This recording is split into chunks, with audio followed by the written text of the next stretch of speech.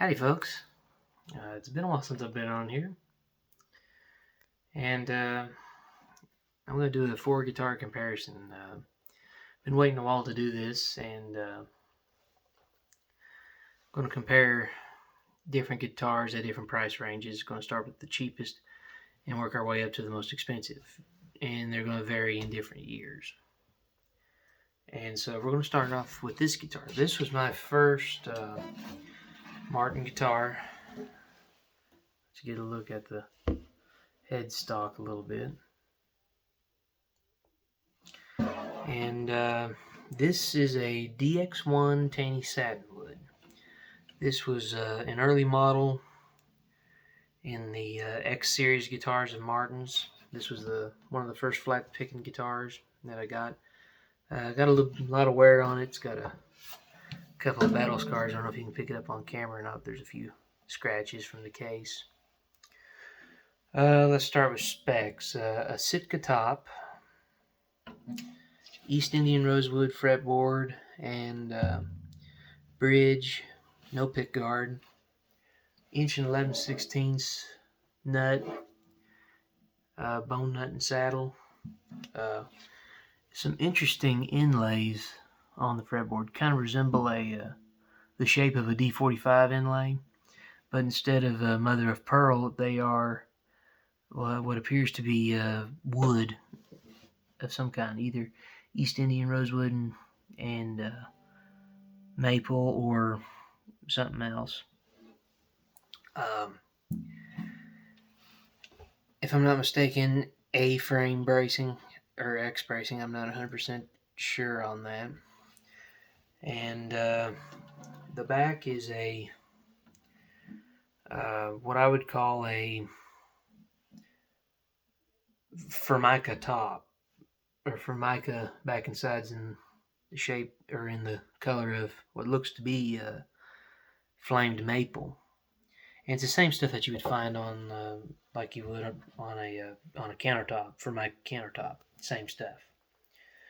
The neck is very interesting. It's a C-shaped neck, but it's got, I don't know if you can see that, but it's a laminated neck. And it's had a lot of play wear, you can tell, just soaking up the oil from my hands. And I think this is a 2007 or 2008 model, if I'm not mistaken. I got this guitar in 2008, 2009, and I've not found very many of these guitars online, but great guitar though, for the price. Not the greatest guitar to record with or jam in, but just a great all-around playing guitar. The neck, it starts out nice and thin, but kind of gets a little fatter as you go down the fretboard. But overall, it's a great guitar. I think at the time you could get this guitar for around $400 or $500, which to get that kind of a guitar, the sound out of the guitar. I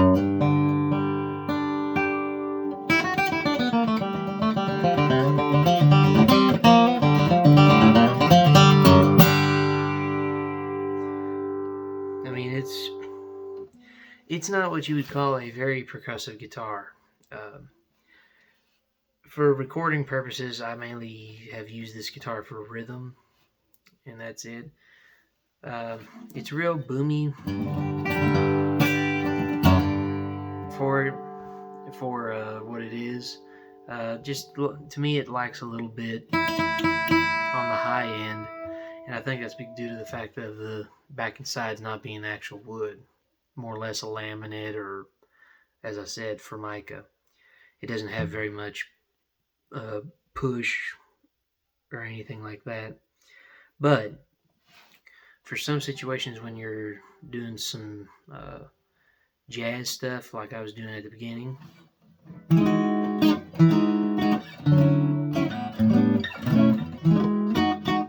it actually really lends itself to that kind of a jazzy tone. And most jazz players sometimes have laminated guitars. It just depends on what they're looking for. It reminds me a lot of the Ovation guitars with the big plastic on the back. So I'll give you a little tone sample of this guitar, and then we're going to move up to the next guitar, which will be about $1,200 if you was looking. But this one here, probably, I don't know how much they would be anymore, but at the time this guitar was probably about $400, $500. So I'll let you listen at this tone sample.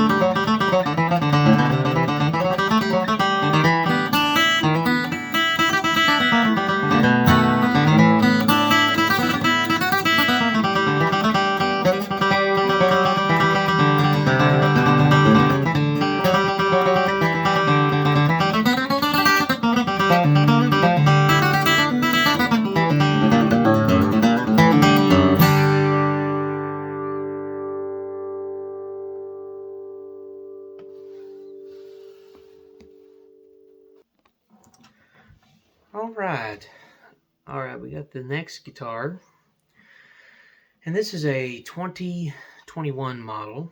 So this is basically a new guitar, 2 years old. This is the Eastman E10D that I got, and this guitar is about $1,200. Significant upgrades compared to the guitar I just played. This is basically a handmade guitar. The other one was a mass-produced guitar.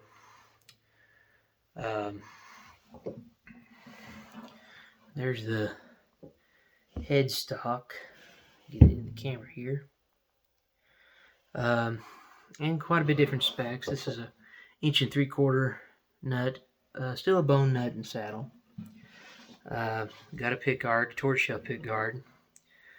Not a wooden rosette. Got dots. Adirondack top. Beautiful mahogany back and sides. And we also have a volute, which really looks really nice. Kind of the same C-shaped neck, but this one stays relatively thinner all the way up the neck. Ebony bridge, ebony fretboard, tortoise binding, and on this guitar I have a tone guard on the back to keep from scratching the mahogany there. It does kind of have help with the tone, but not a whole lot. And different tuners. The other one had closed gear tuners that have the engraving of Martin. I'm not sure what brand. I think they use Grover's. Not sure about what brand these are, but they are the Butterbean tuners, if you can see that. And what I like about this guitar so much is that it's a very punchy guitar.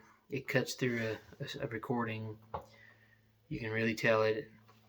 And it competes up there with like a banjo, a mandolin, fiddle, all them other loud instruments. X-bracing, I should say. Scalloped, not forward shifted or anything. X-braced. And for $1,200, you have a great hand-built guitar. These E10s, all of Eastman's, from the E6 and up, if I'm not mistaken, are all handmade guitars at a very affordable price. They're not like Blue Ridge or all these other guitars that are mass-produced. Eastman actually takes the time and hand voices all of their guitars. And that's one thing I like about them. And enough about the specs. Let's hear a tone sample of this, shall we?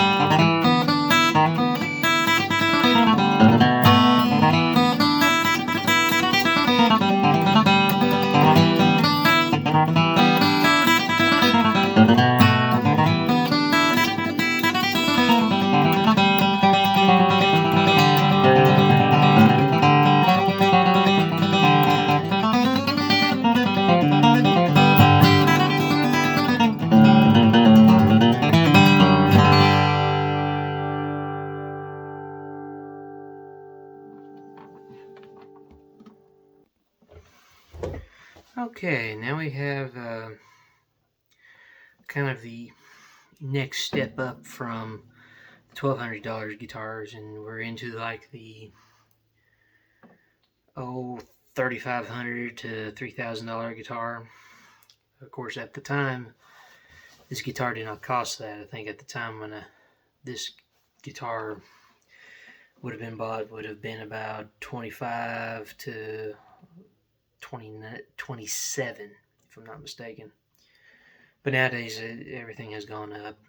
So now you're probably looking at 3,500 to 3,000, somewhere in there. But this is my Martin D35, the Mule, as I call it, and this was the next guitar after the DX1 Tawny Satinwood that I got, and had played this one for years before I got the Eastman E10. To kind of go over a little bit of history with this guitar, I was looking for another guitar to kind of upgrade from my DX1 Tawny Satinwood because I wasn't getting the clarity that I wanted, and so I was looking for another guitar, and came across this one after playing dozens of Santa Cruzes and Husson Daltons. Really wanted a Tony Rice guitar from Santa Cruz, the Tony Rice Standard or the Tony Rice Professional, but I was very sad that I couldn't afford them. So the store actually had a whole bunch of Martin guitars in a vault stored away, and they was getting new guitars in, but they had to get rid of the guitars that was in the vault in order to make room for the new guitars moving in. So these guitars that they had in there was anywhere from 2010 to 2011, and this was a 2010 D35.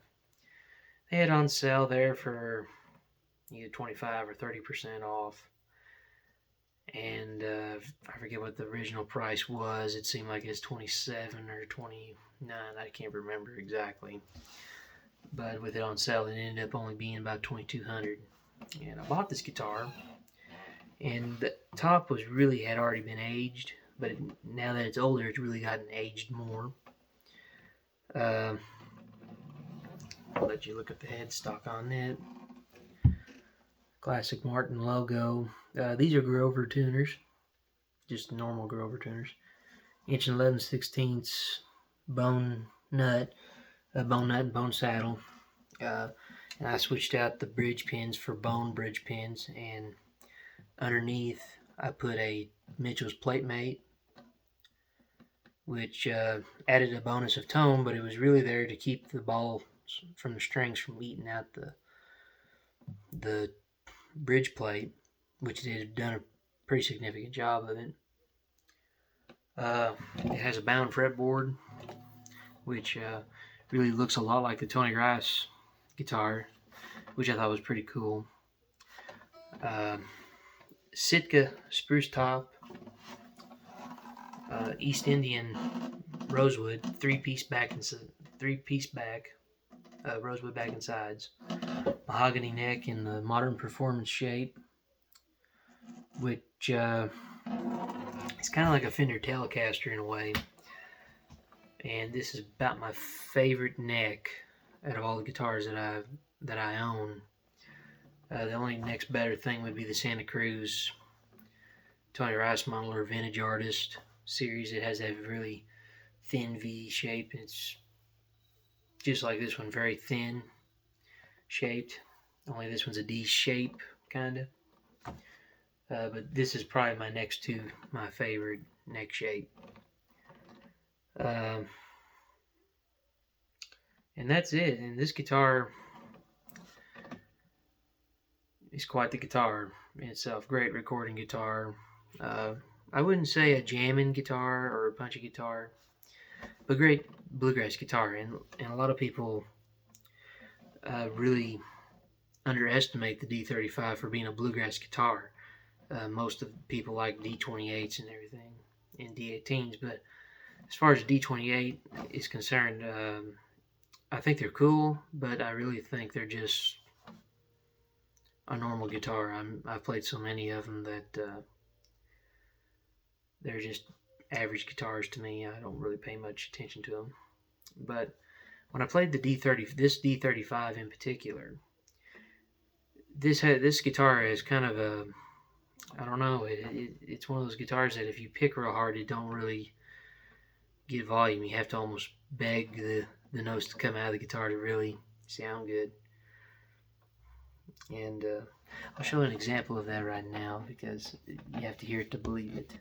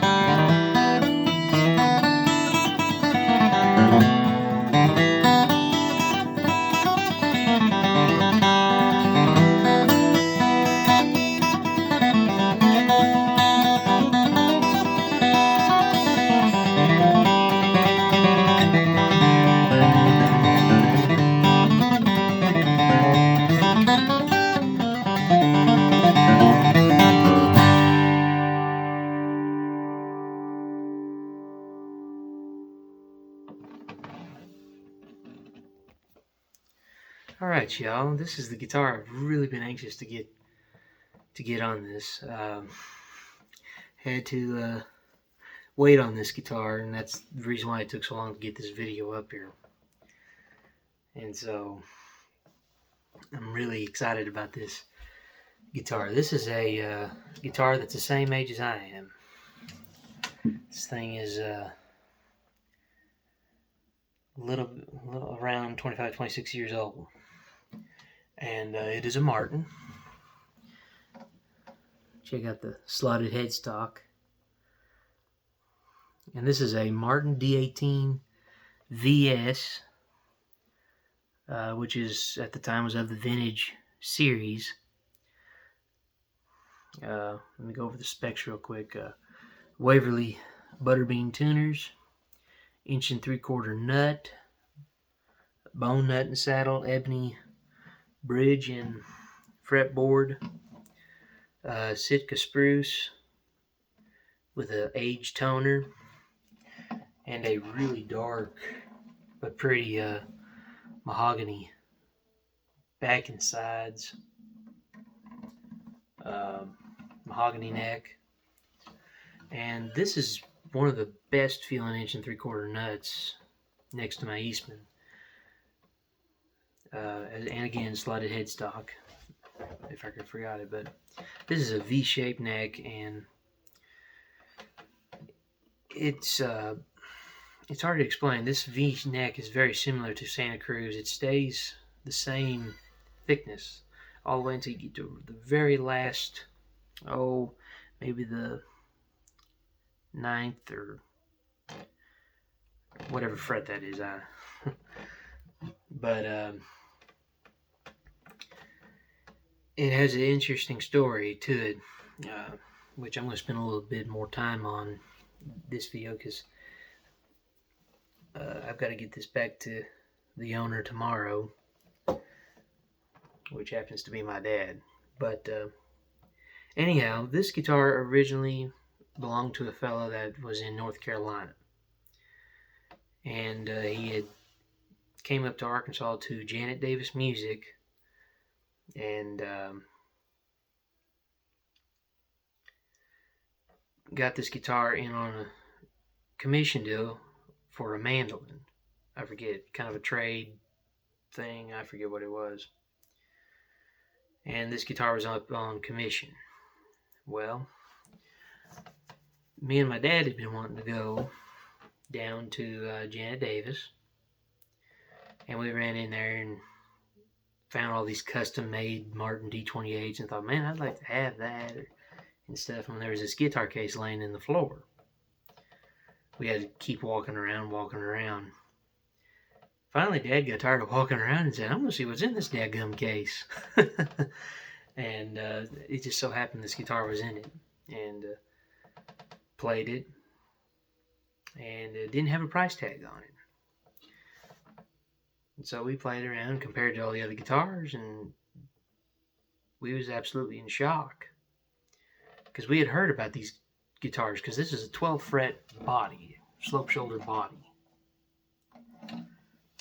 and we decided to get a little history on this guitar. So we asked the people running it, which I believe was a fellow by the name of Robbie Boone at the time, and we asked him, what's the history on this guitar? And he told us about the fellow being in North Carolina, and we asked him, what's up with the pick guard? Was that original to this model? And he said no. There was a crack that ran down the top, which you can barely see it at the end of the pick guard, which it apparently ran from there all the way down, almost to the sound hole. And the fella had sent it back to Martin, and they'd done a superb job, even after me and my dad had inspected it after getting it home, and did a wonderful job. But the fella didn't want to see the crack, so he had Martin put on a brand new, odd looking pickguard, which adds character to the guitar a lot. It doesn't affect the tone none, and just makes it look really cool. And it originally had black bridge pins, but my dad, and the black ones was originally plastic. Well, he took them out and did the same thing I did with my D35 and put bone bridge pins, which significantly enhanced the tone of this guitar. Oh, it was already amazing, and it just made this one twice as better. And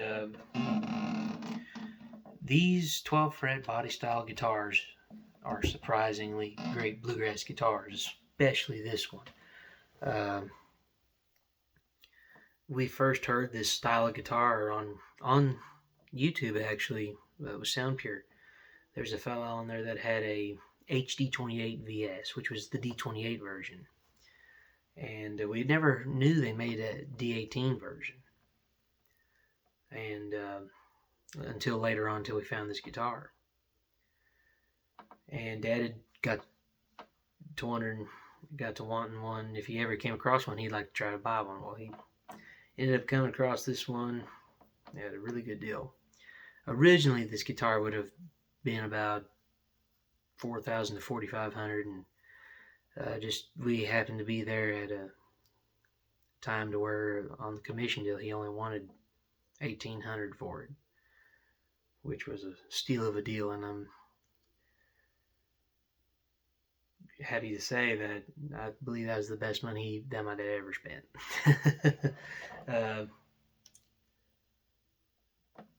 It by far is one of my favorite mahogany guitars to play, along with my Eastman E10. But enough about me talking. Let's hear the tone sample of this guitar and let it talk.